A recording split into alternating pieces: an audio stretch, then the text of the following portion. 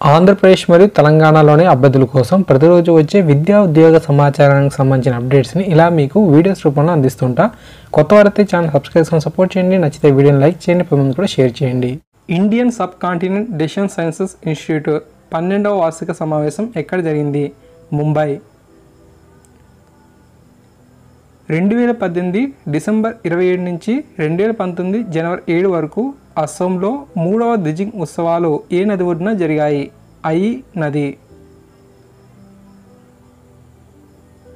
Science, technology and innovation for a clean, green and healthy nation నేపథ్యంతో జరిగిన 26వ national children science congress ఎక్కడ జరిగింది?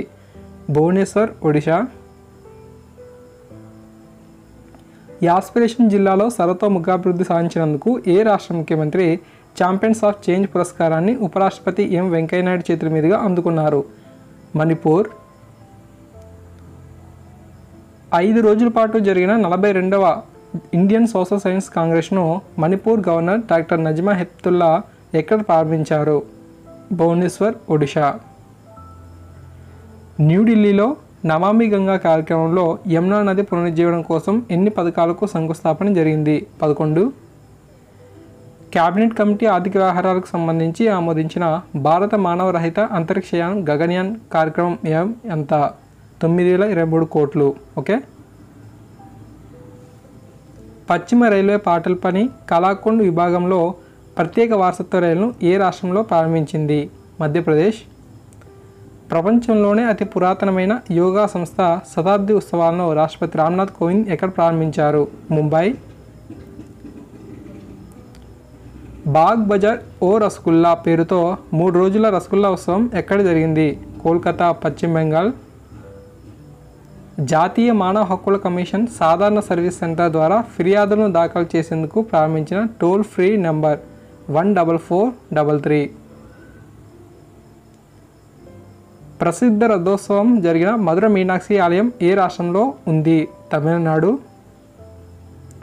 నేతాజీ సుభాష్ చంద్రబోస్ జయంతి సందర్భంగా భారత ప్రభుత్వం 2019 జనవరి 23న సుభాష్ చంద్రబోస్ ఆపద ప్రబంధన్ పురస్కార్ను ఏ రంగంలో విశేష సేవలకు గాను ఇచ్చింది? విపత్తు నిర్వహణ. ఒక జిల్లా ఒక ఉత్పత్తి ప్రాంతీయ సమావేశం ఏ నగరంలో జరిగింది? వారణాసి. స్వచ్ఛ సర్వేక్షణ్ 2018 కింద ఘన వ్యర్థ నిర్వహణలో ఉత్తమ రాజధాని నగర పురస్కారం అందుకున్న నగరం? Greater Hyderabad municipal corporation, GHMC అంటాం. అండమాన్ నికోబార్ దీవుల్లోని రాస్ ఐలాండ్ కొత్త పేరు? నేతాజీ సుభాష్ చంద్రబోస్ ద్వీప్. ఓకే. 2019 జనవరి 1న భారతదేశ 25వ హైకోర్టు ఆవిర్భవించిన ప్రత్యేక హైకోర్టు ఏ రాష్ట్రంలో ఏర్పడింది? ఆంధ్రప్రదేశ్. 18 నుంచి 60 ఏళ్ల వయసులో మరణించిన రైతుకు పరిహారంగా వారి కుటుంబానికి కృషక్ బంధు పథకం కింద 2 లక్షల రూపాయలు అందించినట్లు ప్రకటించిన రాష్ట్ర ప్రభుత్వం ఏది? పశ్చిమ బంగా. 2019 ఫిబ్రవరి 7 నుంచి 8 రోజుల పాటు జరిగిన 11వ బెంగళూరు అంతర్జాతీయ చలనచిత్రోత్సవం నేపథ్యం ఏమిటి? Nature's fury. 2019 జనవరి 1న రైల్వే బోర్డు చైర్మన్గా ఎవరు బాధ్యతలు స్వీకరించారు? VK యాదవ్. 2019 జనవరి 2న బ్రెజిల్ 42వ అధ్యక్షుడిగా ఎవరు ప్రమాణ స్వీకారం చేశారు? Jair Bolsonaro. National legal services authority executive చైర్మన్గా రాష్ట్రపతి రామ్నాథ్ కోవింద్ ఎవరిని ప్రతిపాదించారు? Justice Arjan Kumar Sikri.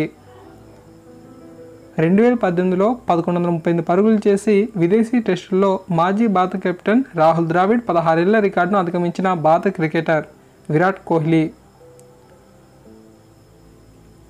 Target Olympic podium పథకం కింద 2020 ఒలింపిక్ సన్నాహాలకు క్రీడాకారుల కోసం క్రీడా మంత్రిత్వ శాఖ కేటాయించిన నిధులు 100 కోట్లు.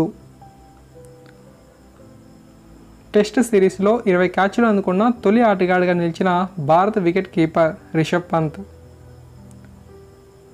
Defence research and development organisation DRDO అంటాం. సో ఆవిర్భావ దినం ఇప్పుడు అని చెప్పి అడిగారు. జనవరి 1. సిక్కు తత్వవేత్త, సంస్కర్త, స్వాతంత్ర సమరయోధుడు శ్రీ సద్గురు రామ్ సింగ్ జీ 200వ జయంతి సందర్భంగా అంతర్జాతీయ సదస్సు ఎక్కడ జరిగింది? న్యూఢిల్లీ.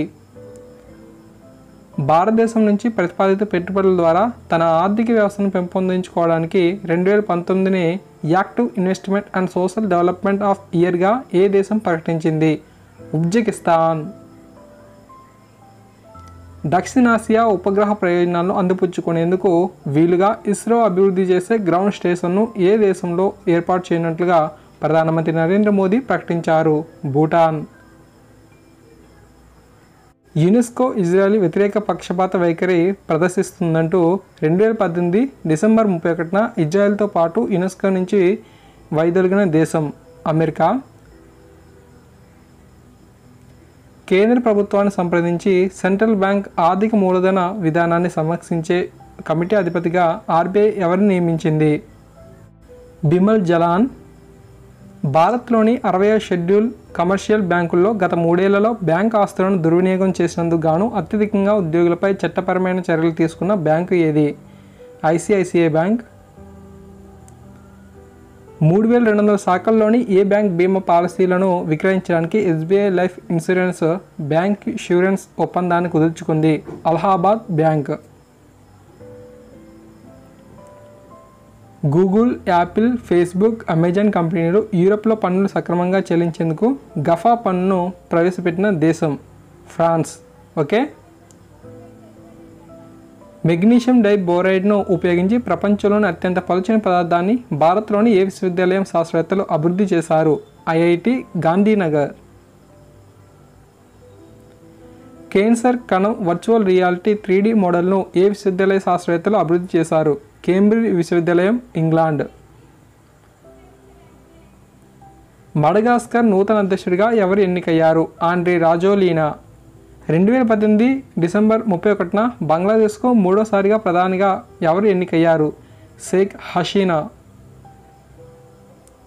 భారత ప్రభుత్వం సమాచార ప్రధాన కమిషనర్గా ఎవరు నియమించింది? సుధీర్ భార్గవ. 2019 జనవరి 1న తెలంగాణ హైకోర్టు ప్రధాన న్యాయమూర్తిగా ఎవరు ప్రమాణ స్వీకారం చేశారు? జస్టిస్ తొట్టితల్ భాస్కరన్ నాయర్ రాధాకృష్ణన్.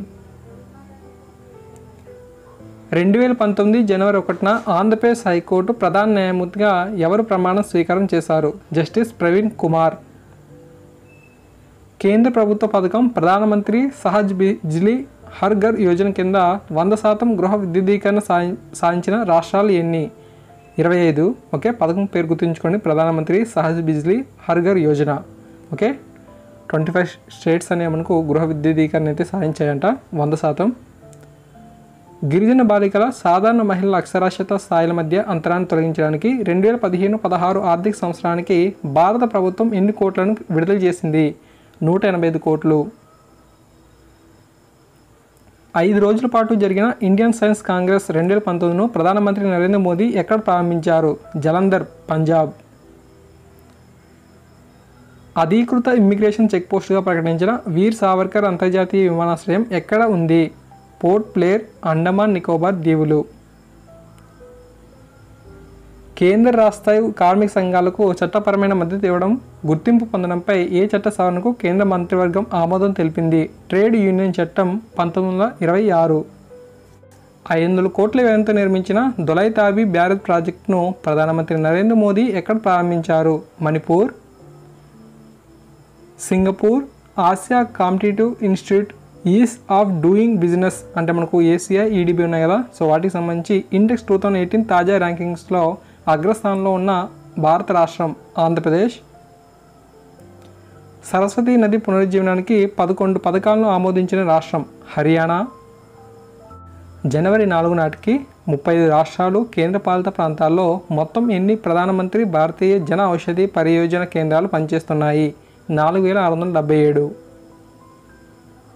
ఏ రాష్ట్ర ప్రభుత్వం అటల్ సోలార్ కృషి పంప్ యోజనలో నమోదు కోసం రైతులకు ఉచిత ప్రోత్సాహకాలను ప్రకటించింది?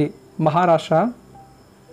మకర సంక్రాంతిని పురస్కరించుకొని 9 రోజుల పాటు సాగిన అంతర్జాతీయ పతంగుల పండుగ 2019 జనవరి 6న ఎక్కడ జరిగింది? అహ్మదాబాద్, గుజరాత్. 100 అడుగుల ఎత్తైన స్తంభంపై అతిపెద్ద త్రివర్ణ పతాకాన్ని ఎగురవేసిన దక్షిణ మధ్య రైల్వే జోన్లోని మొదటి railway station Secunderabad railway station. సాధారణ వర్గం అంటే మనకు జనరల్ కేటగిరీలో ఆర్థికంగా బలహీన వర్గాల కోసం ఉద్యోగాలు విద్యాసంస్థల్లో ఎంత శాతం కోటాకు కేంద్ర మంత్రివర్గం పార్లమెంట్ ఆమోదం లభించింది 10%. బంగ్లాదేశ్, ఆఫ్ఘనిస్తాన్, పాకిస్తాన్కు చెందిన ముస్లిమేతరులకు భారతీయ పౌరసత్వం ఇవ్వడానికి కేంద్ర మంత్రివర్గం ఏ బిల్లును ఆమోదించింది? పౌరసత్వ సవరణ బిల్లు. సెంటర్ ఫర్ క్లాసికల్ లాంగ్వేజ్ను ఎక్కడ ఏర్పాటు చేయడానికి కేంద్ర ప్రభుత్వం ఆమోదం తెలిపింది? తిరూర్, కేరళ. ఏ దేశ అధ్యక్షుడు ఆసియా రీఅష్యూరెన్స్ ఇనిషియేటివ్ యాక్ట్పై సంతకం చేసి దాని చట్టంగా మార్చారు? America. Prohibition of attack against nuclear installation act 1988 కింద న్యూక్లియర్ ఇన్స్టాలేషన్ జాబితాను, ఖైదీల జాబితాను భారత్తో 27సారి ఇచ్చిపుచ్చుకున్న దేశం పాకిస్తాన్. చారిత్రక హిందూ మత ప్రదేశమైన పాంజతీర్థ్ను జాతీయ వారసత్వ ప్రదేశంగా ప్రకటించిన దేశం పాకిస్తాన్. రాష్ట్రీయ యువ సశస్త్రీకరణ కార్యక్రమం పథకం కోసం 2017-18 నుంచి 2019-2020 వరకు కేంద్ర మంత్రివర్గం ఆమోదించిన బడ్జెట్ కేటాయింపు ఎంత? 1160 కోట్లు. Trend and progress of banking in India 2017-18 పై ఆర్బీఐ నివేదిక ప్రకారం 2017-18 ఆర్థిక సంవత్సరానికి భారత బ్యాంకింగ్ రంగం ఎంత శాతం అధికంగా సైబర్ మోసాల బారిన పడింది? 50%.